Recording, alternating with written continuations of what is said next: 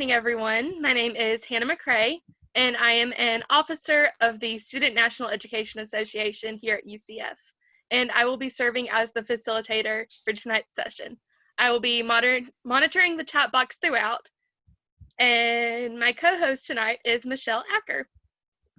So before we continue, I would like to go over a few housekeeping rules. Please keep your microphone muted and type all of your questions into the chat box. We'll have a time dedicated at the end to go over any questions that you might have. So today's presentation will be led by Amy Davidis, who is the CMC director. Without further ado, the School of Teacher Education and the Student National Education Association presents How to Find Picture Books that Promote Diversity and Inclusion. So whenever you are ready to start, we are ready for you. Well, I'm going to go ahead and share my screen.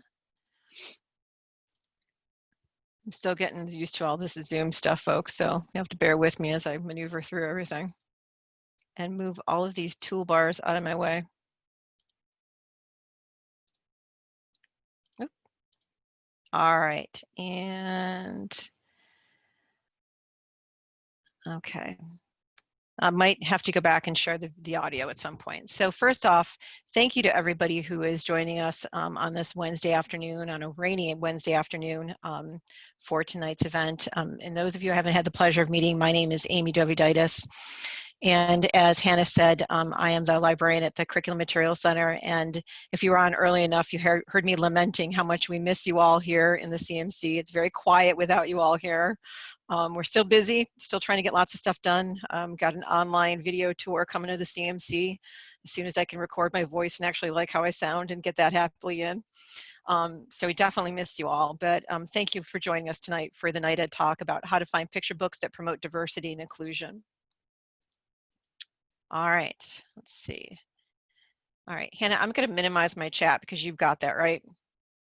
Okay, all right. There we go. Sorry, guys, I've got two different keyboards in front of me. All right, so first a few things. I know that Hannah went over a few things, but I'm going to also mention a few things from my perspective as your presenter this evening. I encourage participation. I know we're online, but at any point in time, if you have a question, feel free at that moment to unmute your mic and speak up. I believe that the question is best when it's burning and we're on that topic to address it. So feel free to unmute and say, hey, Amy, I have a question. Or of course, Hannah is watching the chat. Just be careful about shutting your mic back off afterwards. We do have the ability to shut your mics off, but just be careful about that. Highly encourage conversation. I want this to be as participatory as possible. Throughout the PowerPoint, I'm going to be sharing with you 3 QR codes. The QR code at the very end will give you the content of the entire PowerPoint. If you have a video camera, please turn it on if you have a chance. Like right now, I don't see you all, but if you ask a question, your face pops up and I get to see you. Like I said, totally optional. And last, thank you to Hannah and Michelle and SNEA for being here tonight and seeing that the KnightED talks continue virtually this year. That's an awesome job, guys. Thank you. All right, so when we talk about diverse books, I have to ask you what words come to mind, because this is a mind-blowing topic, and there are as many words that can cover it as the word diverse would imply.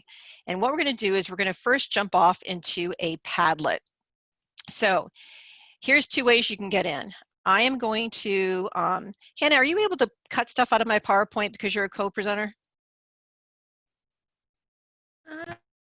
And put it into the chat? If not, I can do it.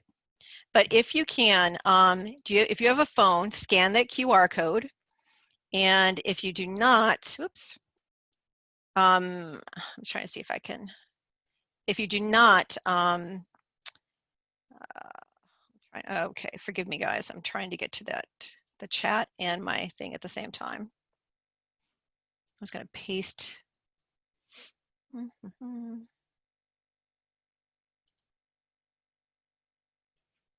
All right, I have lost my chat. Hold on a second.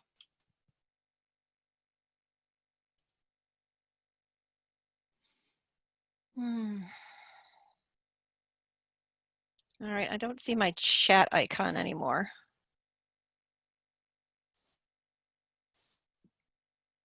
I actually am able to copy and paste it if you want Thank me you. to do it. Thank you. Yes, Hannah. Who's that, Hannah? Oh, Who I'm said that? another Hannah. Hannah, yes. Hannah, please do that for me because I've Oh, somehow she did maneuvered it. out of my chat box. Thank you. So we're going to go off into Padlet. And what I want to know is, what I'm essentially asking here is, what word would you type into the catalog? If you were looking for a diverse book, what would you type in? And how would you first start that search? So just give me a few suggestions about what type of things you would type in to start yourself on a search when you don't know what book you're looking for. So go ahead and in the bottom right hand corner there is a plus, and if you click on that it will allow you to post. So we see author of color, minorities, open-minded, inclusion, multicultural, exceptionalities, religion, LGBTQ. Okay, I'm just watching the new ones pop in, religions. So we have lots and lots of choices. Okay. And all of your choices are by far and away highlighting the fact that searching for diverse books is difficult. And one of the reasons it's difficult is because there's so many topics that it covers, and very often those topics are not complete in the catalog as far as something you can go in and retrieve and pull out. Okay. All right, I'm going to go back to my PowerPoint. Okay. So here is just a quick list. These are actual subject headings that you would find in our library catalog if you were to go into books that are considered to be diverse in topic or inclusive in topic, and you were trying to run a search for a picture book inside our catalog. This is just a small, tiny bit of the subject headings that cover this topic. And this is part of the difficulty in finding these gems, because the topics are so vast and the subject headings are so wide that finding them can be very difficult. But I think we need to step back and just take a moment and see what do we define diversity is. And this is the definition, UCF's definition of diversity. And UCF defines it as diversity encompasses those human characteristics that make us unique, as well as the many universal characteristics make us the same, which I think is a very nice, it's a sweet package. It really sums it up quite well. Now, I took diversity training, ABCs of diversity, which I know a lot of education students take. This was what they presented as what this diversity wheel, and I thought it was really cool because it does show you how vast the definition of diversity is, because very often we all kind of pigeonhole it between gender, sexual preference, race, ethnicity, when it's really just such a huge picture, so much more than those defined categories. Now, inclusion itself is a whole different, longer definition for UCF, but I just want to bring your attention to that last sentence. And it says, through the inclusive efforts, we seek to ensure that all people, regardless of their experiences and circumstances, can achieve their potential. And there's a couple people in the waiting room. And requires diverse representation at all levels. But I think this is one of the simpler ways I want you to look at it. And that diversity refers to the traits and characteristics that make people unique, while inclusion refers to the behaviors and social norms that ensure people feel welcome. And I think when we're looking at picture books, those are what we want to do. So why are diverse books such a big thing right now? And I think this picture really sums it up quite well. This was a book, Crown. It has won, as you could tell just by looking at the cover there, a ton of awards. And this young boy finding himself represented as a mirror on that cover, and that whole story reflecting who he is and his authentic nature is, I think, speaks volumes about why diverse books are so powerful. And back in 1982, Dr. Rudine Sims Bishop coined the phrase windows, mirrors, and sliding glass doors. And she wrote a piece about why it's important to have every child, regardless of their ethnicity, their gender, their religion, to be able to see themselves inside a book. So that would be the mirror. But then picture books also function as a window that they allow you to look through and see what's going on in other worlds, and then the door being allow you to step through an experience. But I think that picture cover, I think that picture is worth 1,000 words. But in the end, it comes down to who you are and which book you prefer. And very often, you know, our students, our children, they're looking for books that reflect who they are. And for those of you who don't know, before coming to this job, I was a science teacher, but I was also a school media specialist for, 22 years in an elementary school. And very much so, what a child picked depended greatly on what was represented on that front cover. And if those mirrors are not there, they are not seeing themselves reflected. So let me ask you and think about, what is our enrollment as far as ethnicity goes in the state of Florida? So everybody go to FLDOE, and this is enrollment factors for the 1920 school year. And I bring this to your attention because I need you to understand exactly how diverse the state of Florida is. We are majority minority. So if you were to add up all the minority groups, it is a higher percentage or higher population than our white students. But the problem is that very often the books that we have in our classrooms and in our libraries do not reflect that. And this Cooperative Children's Book Center, every 3 years or so, it is 3 years, they send out a new list of statistics. And in 2018, the newest ones were out. And they looked at, in this particular year, they looked at 3,000 picture books in their collection that they received for that year. And they assessed them for main character. So starting at the right, you see how everybody has a mirror, and I talked about that windows, mirrors, and sliding glass doors. Everybody has a mirror that's representative of how much they see themselves reflected in children's literature. So way at the right, we have the white boy. He's got the most mirrors. He sees himself in so many different ways. He's in like a kaleidoscope of mirrors, almost like a fun house. And way at the other side, the 1%, you have the American Indians and First Nations, and he's got the tiniest mirror because he has seen himself in the fewest amount of picture books that came out. That was for 2018, the ones they assessed. Now, the interesting thing is if you look at, if you look at the numbers below, the red ones are for 2015 and the yellow orangish ones are for 2012. And the numbers have gotten better. And they've gone in a direction, at least that we see, that authors and more importantly, publishers are addressing this need as far as representation of characters in the books for these different ethnicities.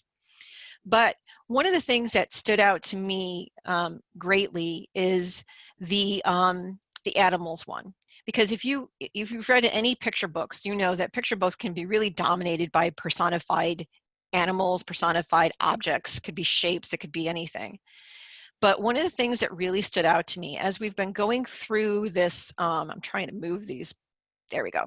As we've been going through this transition where we've recognized that we have this huge social emotional learning need to represent these diversity books. As we've been going through this, there's been to me one statistic there that is almost bothersome, and it's the animals one. And the reason is that it seems like the percentages have gotten better. Yes, they have. But it almost, I wonder, because it's gone from 12.5% to 27% as far as picture books that have animals or personified objects. If sometimes authors and illustrators are picking personified animals and creatures and objects as a way to do a picture book without having to do any type of representation. So that's always in the back of my mind as well. It's a safe way to go, perhaps. So the good thing is the numbers have gotten better and they're steadily improving, but there's still a long way to go.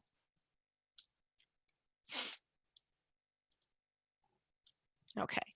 An interesting thing that was done in a middle school in Arlington, Virginia, and perhaps this is something you all can do once you're getting to your classrooms or even as you're doing your practicums. This teacher said to her students, I want you to go and I want you to critique our classroom library. I want you to go, in this particular was 6th and 7th grade students. I want you to go and look at these books and I want you to see, do you see yourself reflected back? And here are the quotes from the students. And this was done, I think, about 2 years ago. And I think these quotes really speak quite eloquently from their perspective.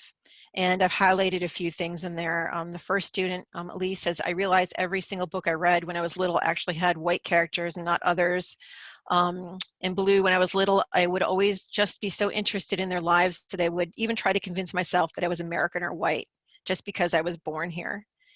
And then the bottom one, I really learned how the world is not shown in books. It's kind of like people lie. And I'm like, wow, that really hits you to the heart. And you know what? They're right. And I'm going to be 55, and I can tell you right now, growing up, I never saw diverse characters. I never saw diverse kids. I never saw an LGBTQ relationship. So things have improved, but the fact that students now are still saying this is problematic. Oh, go ahead. A question? Okay. I just think somebody might have their mic on. If you have a question, go ahead and chime in. So what is the danger of ignoring this need for diverse books if we keep our head in the sand? And one of the great, if you take ABCs of Diversity, one of the great videos that they show is this danger of a single story. And Hannah, I don't have all my cameras up. Do me a favor, folks, with your ability to raise your hand. You can do the hand thing. How many people have seen this? Because I don't want to show it if a lot of people have already seen it. Let's see. I see Genesis has raised her hand. Okay, so I think it might just be one. All right. So I'm going to go ahead and I'm just going to play a few moments, probably about 2 minutes of this. It's a much longer TED Talk. I highly recommend that you two participants have raised their hands, that you watch it. So for those of you who've watched it, I'm just going to show maybe the first 2 or 3 minutes. And I'm going to, and let me know, Hannah, if my sound is not activated, because I don't remember if I shared that or not.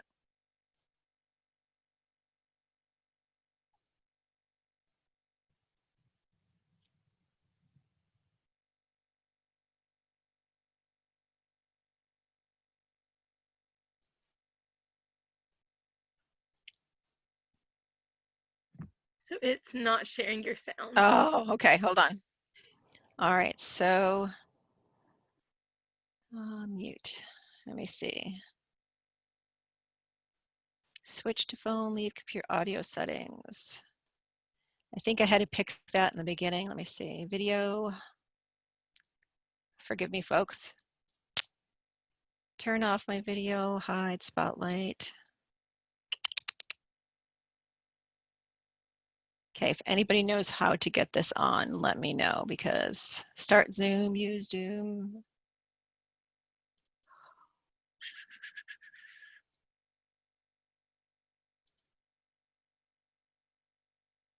All right, well, sorry, folks. I know in other ones I've done that you can click and use it as you can, in the very beginning, set your settings to share your video. Oh, you know what? Oh, there it is. Share computer sound. Sorry, that was my bad. All right, so we're gonna go ahead and try that again. Of the single story. Okay, I'm gonna go back to it. There we go. Everybody here now? You good, Hannah?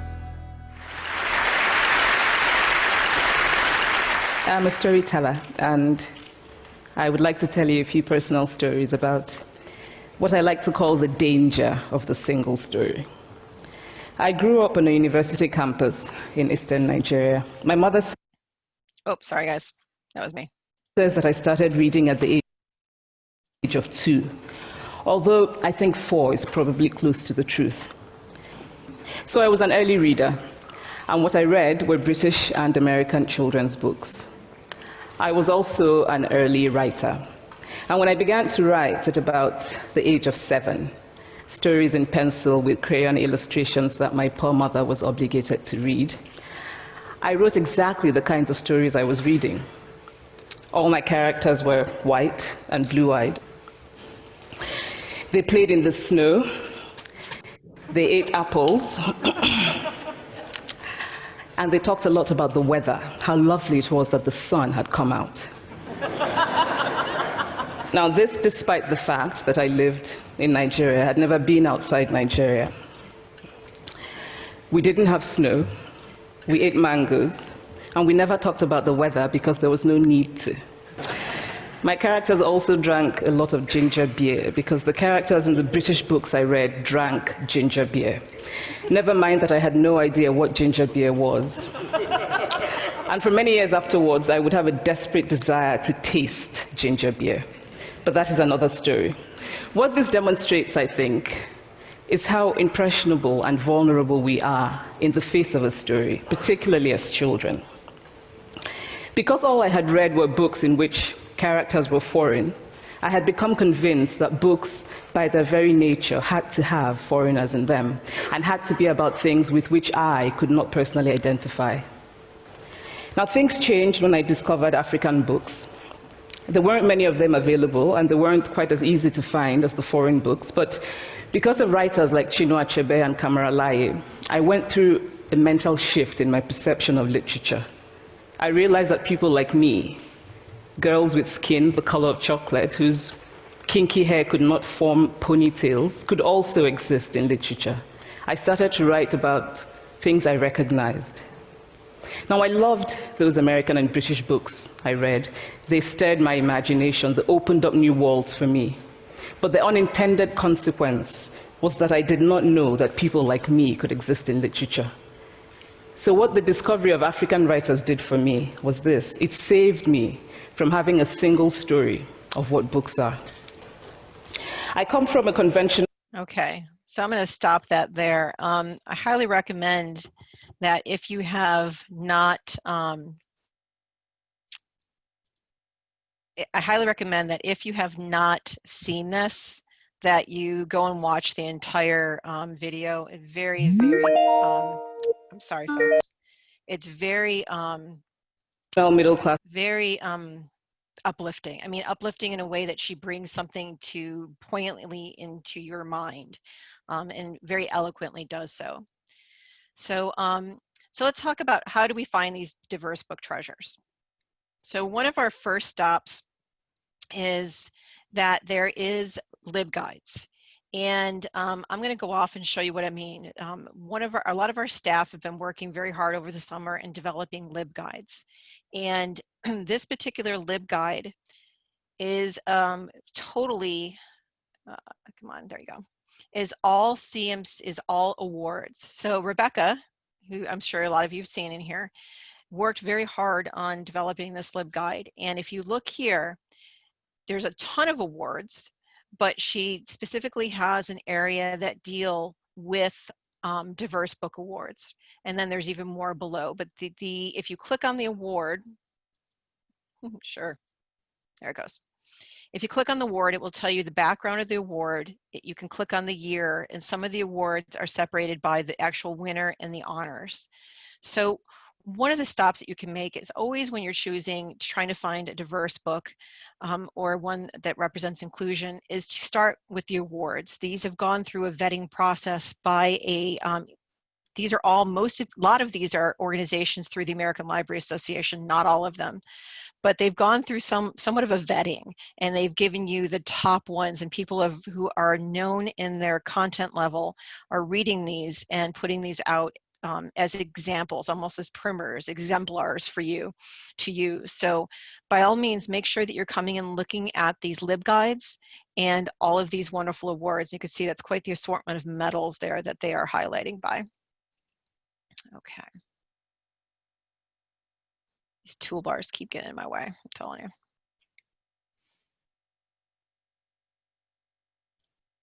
Okay.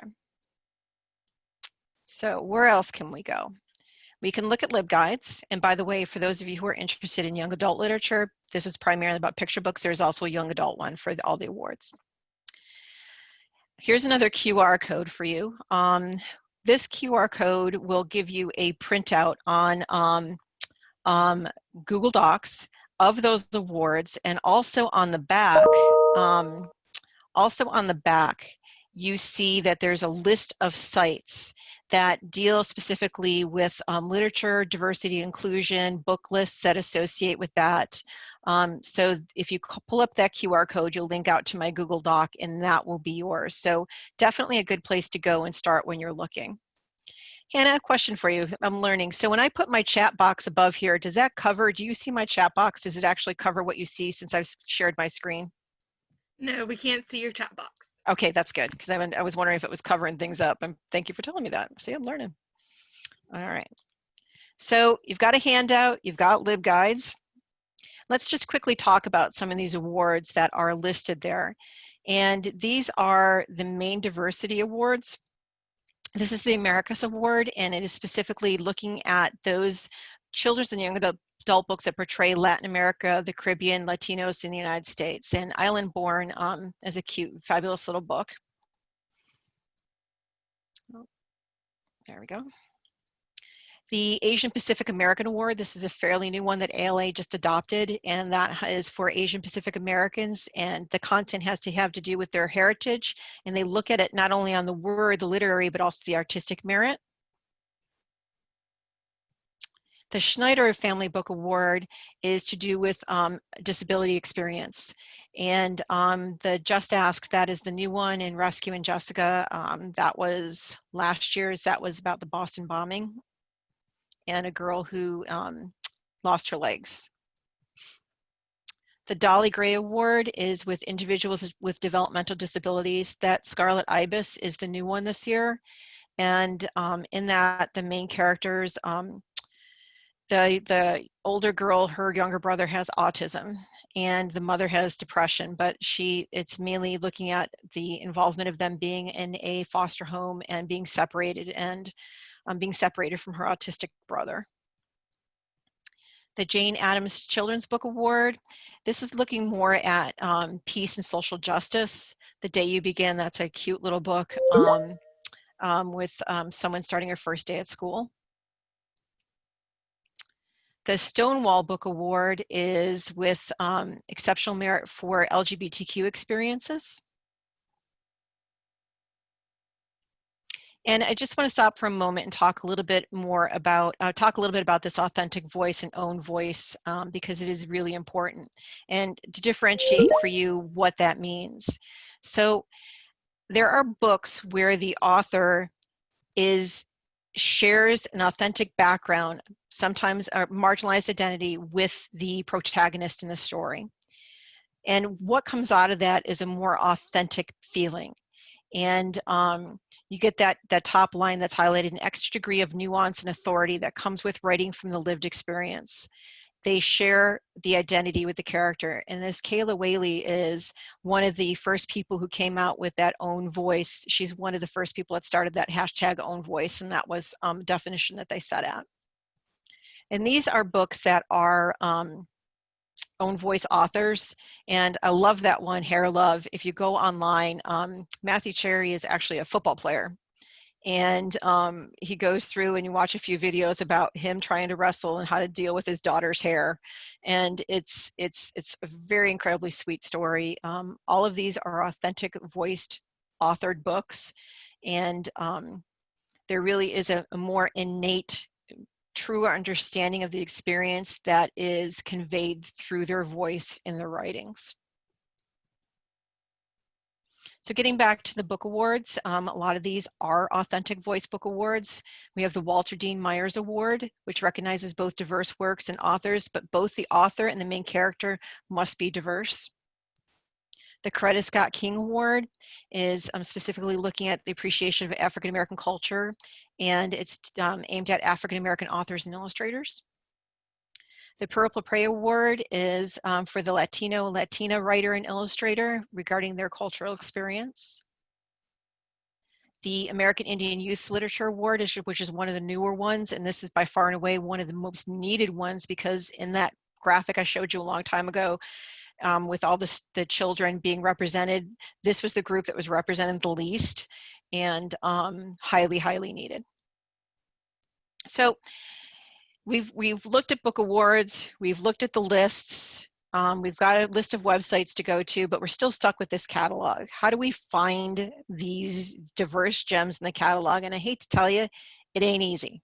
It is actually a difficult task, because all too often, the pieces of the book that make it diverse don't show up in our catalog. And one of my favorite ones is, it's not a children's book, but was Long Way Down by Jason Reynolds. And if any of you have read it, it has to do with gang violence. And a fabulous, fabulous, fabulous book. But so when I went to go, I read the book and somebody came in for a book and I said, oh, try this book. I think it's really what you want. But I'm a librarian, but I have a horrible recollection for titles. So I could remember it was about gangs, and I typed in what I could remember in the catalog, and it wouldn't come up, and it was very frustrating. And eventually I found it. But the reason I didn't find it is because the catalog gave it a subject heading of conduct of life, not gang violence, not gun violence. So very often how a book is cataloged doesn't match how you and I view that book. So it almost makes it hidden from our prying eyes. So finding books is very difficult. And I'm just going to dive into our catalog. Oh, actually not there yet. So I always recommend that when you do go into the catalog search that you go through the advanced setting, because there's so much more power there as far as title, author, subject type things, and being able to pull out keywords. But when you search for things, finding something that is a subject heading that is particular to what you have in your mind can be a difficult task. And I just want to kind of show this to you. So I'm going to jump out into the catalog. I'm going to go in, I'm going to do a quick search. I'm going to do book catalog advanced. And I'm just going to type in the word diverse here.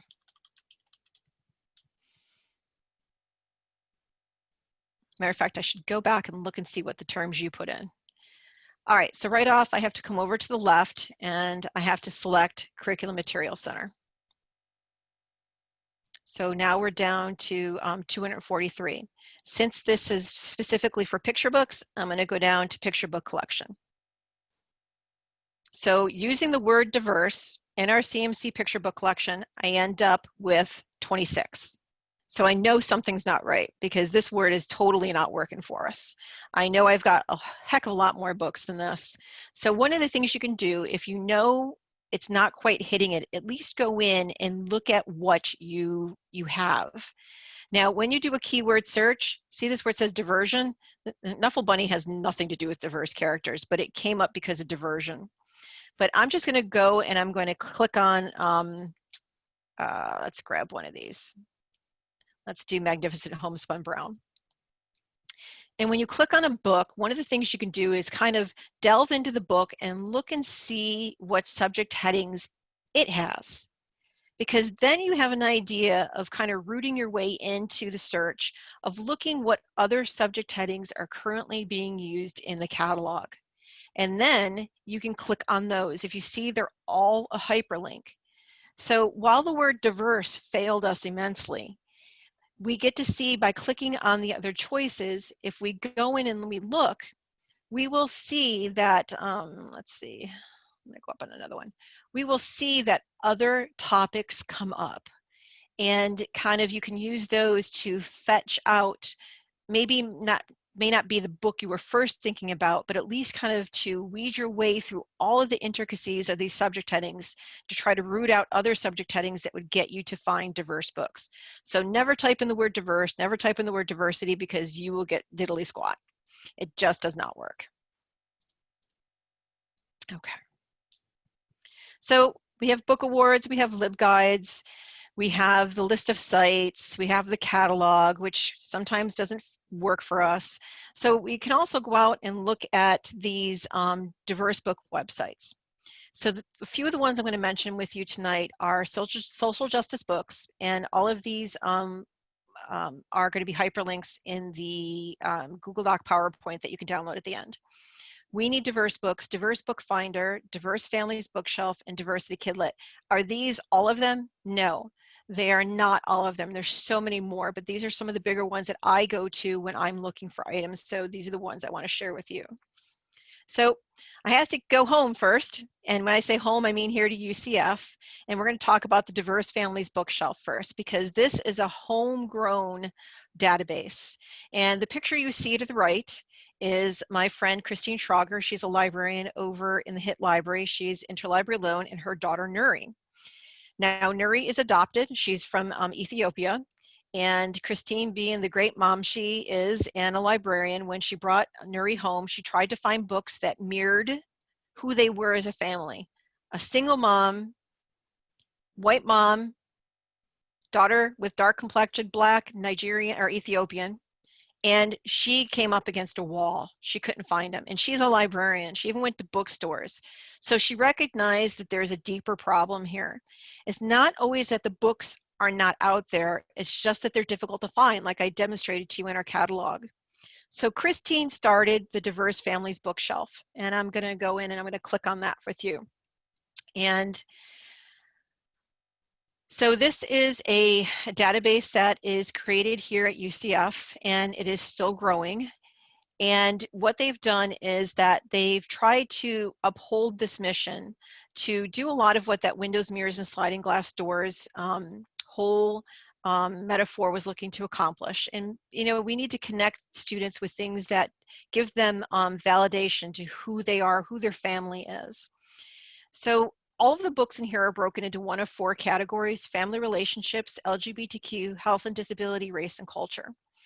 And the really cool thing about these is that every single one of the books that is in this database has been read from front page to the last page, and the majority of these by students that have been hired here on campus to go through the process. Now, when a book is cataloged in our catalog and it shows up there, I can tell you right now, I would say 99% of those are not read from front to back. They're sent off to the Library of Congress, they get a little bit of information, they're glanced over, they're given subject headings. But these books were read by student viewers or by staff here. And then when you look at the actual entry for these, and I'm in the LGBTQ one, there's a few things that you see that are awesome that you will not find in a normal catalog. One, we've got Lexile. We have the gender of the main character. I could tell you if you go to later this month, I have another Diverse Families KnightED, and we'll get more into this, but you get actually the main character's gender. And then you also have family formation and things of that nature. So it goes a lot deeper than what you would find in a catalog because the books have been read in their entirety. Okay. So Diverse Families Bookshelf is a great place to stop if you're looking for books that reflect diversity and a very broad spectrum of categories. Once again, those categories are disability, family relationships, LBG, and it should be health and disability, and race and culture. So I want to give you an example of a book that a catalog entry of a book versus a Diverse Families entry for a book. And this is Sammy Goes Flying. So if I went and I looked this book up in a catalog, I get my little summary. It says Sammy dreams of flying. His older siblings are going on a school trip, but he's too small, so he spends the day with his grandmother. And this, oops, whoop, whoop, whoop, whoop, too fast, sorry. These are the subject headings. Sammy and dreams, that's it. Not a lot of content to pull off. But if, I'm sorry, this picture's a little blurry. Looking at the front cover, we get our first clue of possibly that Sammy is Black, African-American. Then within the pictures of the book, we see this. And this is one of my biggest issues when it comes to picture books in catalog entries, because a lot of times the content that we can search in a catalog is based on the story and not the pictures. But what are our younger students looking at? The pictures.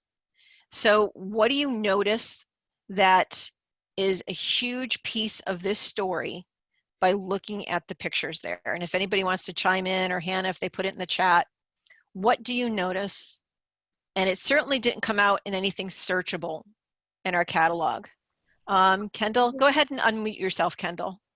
Oh, I noticed just by reading some of the, text and the book that Sammy is a girl. Now, like you said, at first glance, you think it's a African-American male little boy, but it's actually a girl just with a short haircut. But nobody would know that but just by looking at her. You know what? Can I go off to lunch? She said. No, that's grandma talking right there. So Sammy, I think no, that she pronoun is the grandmother talking. Oh, okay. Okay, so you're good. But what do you notice about, Kendall, what do you notice about his mom and dad? That they're not just African American, they're a multicultural, interracial couple. They're an interracial couple. So in my opinion, quite arguably, one of the most important things about this story was totally missed in the catalog search. So here's a great example of, if you had somebody that you wanted to find a Black mom and a white dad book for, you couldn't find this by doing a catalog search. It is totally missed. So one of the most important aspects of diversity, you couldn't find. Thanks, Kendall, for participating. I appreciate that. But now for the diverse families, what you see here is race, ethnicities, Black, white, family formation, mother and father. So, and up here you see interracial, that's for the parents, biracial child, interracial parents. So when it comes to being able to locate diverse books, the diverse families does a much better job of it than a typical entry. One last example here, this is Princess Puffybottom and Daryl. I love this book. And basically it's about a prissy cat who her owners bring home a puppy, and she tries to basically frame him, Daryl, for everything. You know, she tries to get him in lots of trouble. And when you look at the subject headings, we see cats, dogs, interpersonal relationships. It's a really cute story. Okay, now I'm going to show you some of the illustrations. What do you notice about the illustrations? And feel free to open your mic and chime in. There's two moms. There are two moms. And sadly, it's nowhere here, nowhere. So once again, the most important thing in the book, I mean, well, really what I love about this book is two things. One is, if you're ever looking for a book that can gently approach the thoughts of either a lesbian or gay couple, if you read this to a child and you don't say anything about it, if they get it, they'll see it and they'll know it.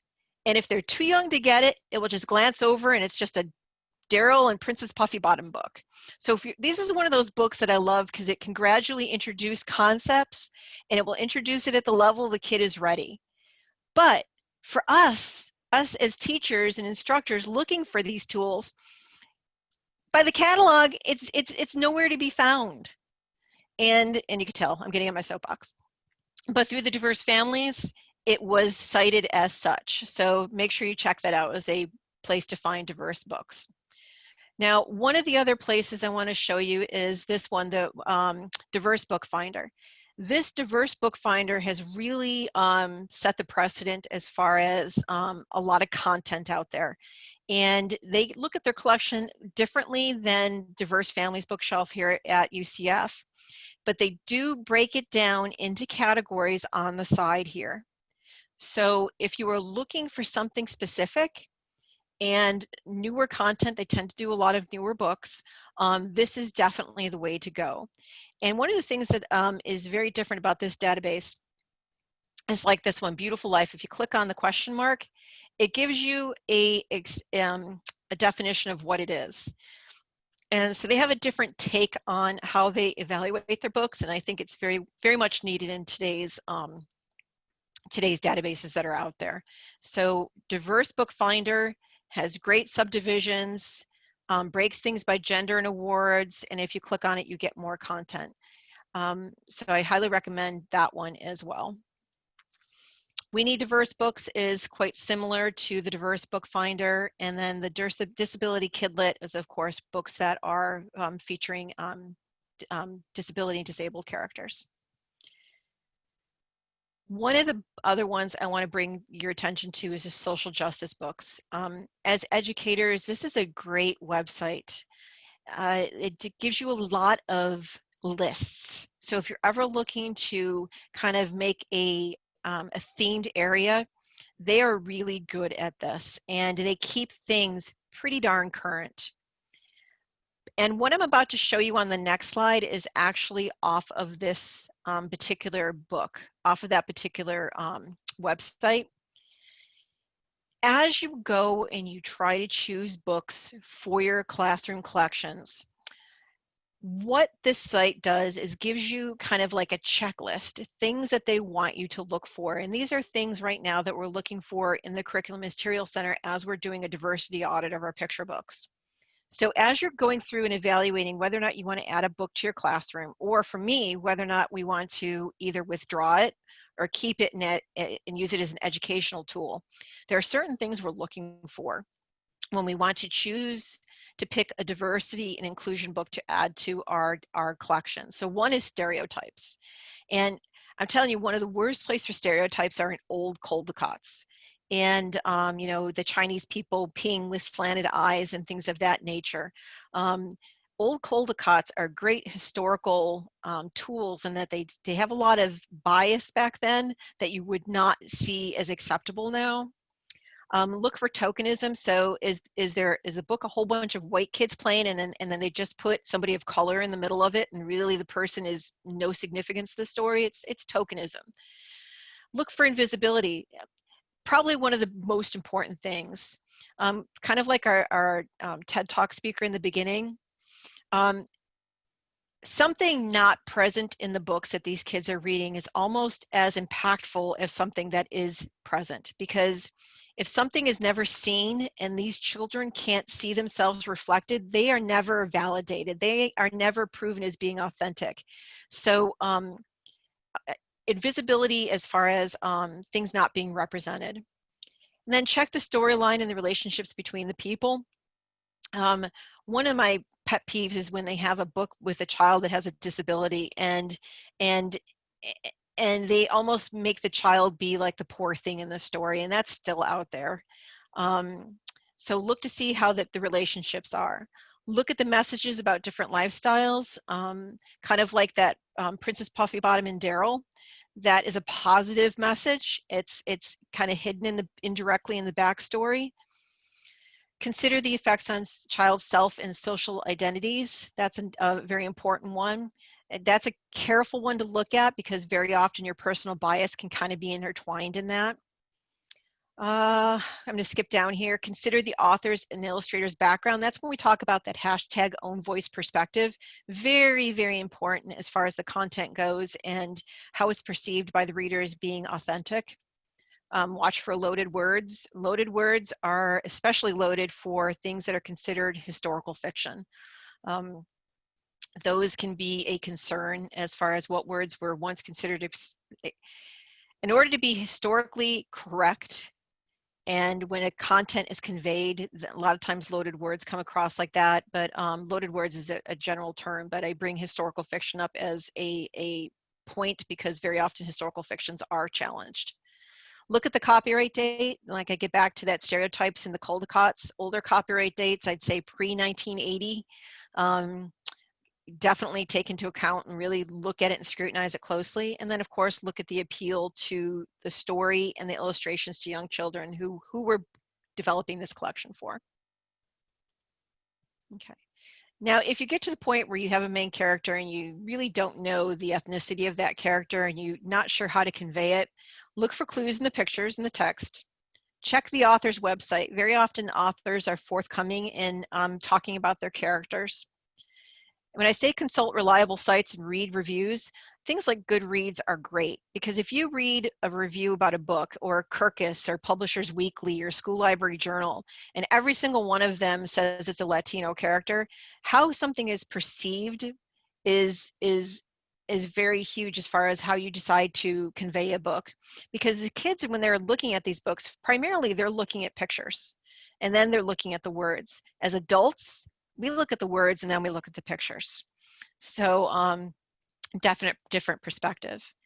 And then email the author and of course ask. And I just want to, oh, I cut that, get one out of there. So, and that's something we do here when we're doing our diversity audit. We actually email the authors and the authors are very forthcoming as far as what they or who they want to convey this as.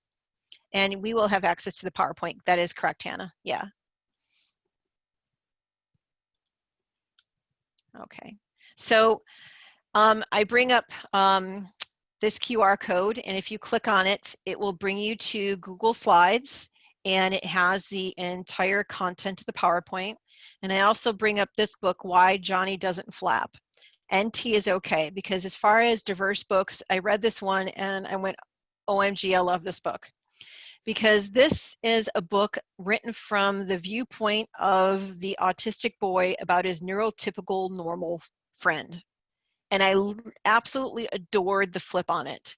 And so that, for me, is personally one of my favorite diversity books. Okay. Okay, and some content for as far as contacting me, and once again, this will be in the PowerPoint. If you have any questions about anything you heard today, if you are trying to find something and you can't find it, please let me know. And I also want to let you know that one of the things that we are offering, a lot of you are obviously remote, and depending upon your comfort level of wanting to be around people, if you want books, but you don't want to come in here, you don't want to spend a lot of time rummaging through or looking stuff, and you know what books you want, send us an email and we'll be happy to pull them for you. And then we'll check them out, we'll have them ready, and you could drive by and pick up with us from the CMC. But keep in mind, we're open Monday through Friday only now from 9 to 4:30 because it's so quiet. But please don't hesitate to reach out. You know, we're here to do and help you out in any way we can. And our last slide is we're going to go to one more Padlet. And I thought it would be interesting for us to share what some of your favorite diverse books are. So you can go ahead and click on or scan the QR code. And I'll ask Hannah, I think it was my other Hannah who kind of clipped and pasted that URL in there. Go ahead and open that Padlet. And if we could share for a moment, and then here's another way for finding diverse books. Go ahead and click on the plus, and you can also go out and grab web content. So if you want to go out and find a Google image of it, you can snap it in there through Padlet. But go ahead and share with us what some of your, if you have one, if you've even experienced one that you want to share. Another one of my favorites is, updated elsewhere. You know what? I wonder if I have two going on. Not that one. Make sure I might have more than one going on here. There, okay. I'm going to update that. Okay. One of my favorite ones is a book called Introducing Teddy. It's a great little one about gender nonconformity. Worm Loves Worm is another one of my favorites. So there's a ton of stuff out there. The link isn't working for me, but my favorite so far is Wonder. That's a great one. And I love how Wonder is, matter of fact, I'm gonna go out and I'm gonna put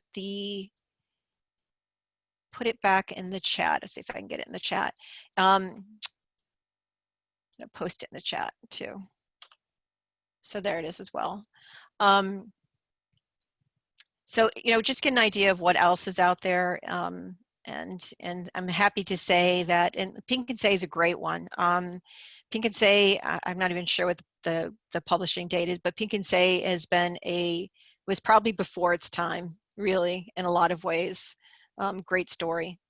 So I'll leave it open for questions now. If anybody has any questions, I know that was a lot to throw at you. Definitely, I'm on my soapbox when it comes to talking about diversity and finding books that reflect that. I feel very energized by this and being able to help you all locate these books. So, I love all these. The Skin You Live In, I love that one. Some of these are ones we don't have yet. And sadly, our book budget this year was cut enormously, so I'm not sure what we'll be able to add into to everything. But so any questions, feel free to unmute your mic and just shout out, or we can leave it at that. But I want to thank each and every one of you for coming out and joining us this evening and spending your time with us today.